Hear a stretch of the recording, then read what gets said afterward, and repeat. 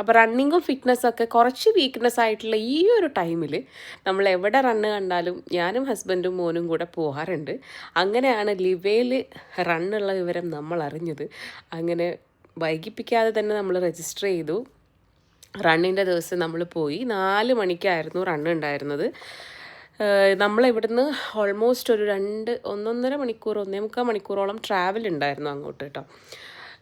നല്ല പോകുന്ന വഴിയൊക്കെ നല്ല അടിപൊളിയായിട്ടുള്ള സംഭവം സെറ്റപ്പായിരുന്നു.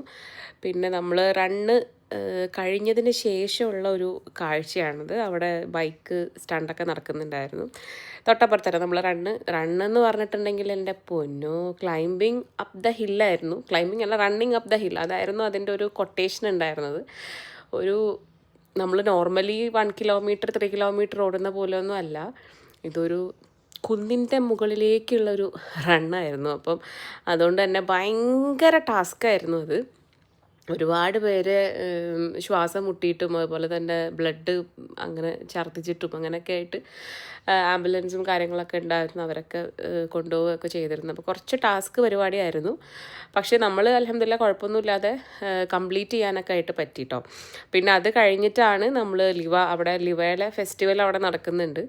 അപ്പോൾ അവിടെയും ഒന്ന് പോയി കറങ്ങി വെച്ചൊക്കെ വരാമെന്ന് വിചാരിച്ചിട്ട് അങ്ങനെ അവിടെയും പോയി. നമ്മൾ റണ്ണ് ഉണ്ടായിരുന്ന സ്ഥലത്തുനിന്ന് വീണ്ടും ഒരു 20-25 മിനിറ്റ്സ് ട്രാവലുണ്ട് ലിവയിലേക്ക്.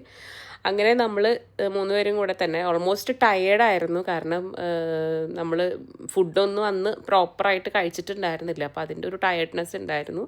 പിന്നെ അറിയാലോ, ഓടി അത്രയും ആ ഒരു ഹില്ലിൻ്റെ മേലെ കയറി ഒക്കെ വന്നപ്പം ഓൾമോസ്റ്റ് നല്ല ടയേർഡായിരുന്നു. എന്നാലും ഇവിടം വരെ വന്നതല്ലേ, ഒന്ന് കണ്ടിട്ട് പോകാമെന്ന് വിചാരിച്ചിട്ട് നമ്മൾ ജസ്റ്റ് അവിടെയൊക്കെ ഒന്ന് കാണാൻ വേണ്ടി പോയതാണ്. പക്ഷേ അത് ലിവയിലെ മെയിൻ പരിപാടികളൊന്നും നമ്മളന്ന് കണ്ടിട്ടില്ല. അതായത് അവിടെ കാർ സ്റ്റണ്ട് അങ്ങനത്തെ കുറേ സാധനങ്ങളൊക്കെ ഉണ്ട്. പക്ഷെ അതൊന്നും നമുക്കന്ന് കാണാൻ പറ്റിയിട്ടില്ല. പിന്നെ കാരണം വെച്ചാൽ ഓൾറെഡി ടയേർഡാണ്, പിന്നെ ലേറ്റും ആയിരുന്നു. പിന്നെ എങ്ങനെയെങ്കിലും വീടൊന്ന് എത്തിക്കിട്ടിയാൽ മതി എന്നുള്ളൊരു രീതിയിലായിരുന്നു നമ്മളുണ്ടായിരുന്നത്.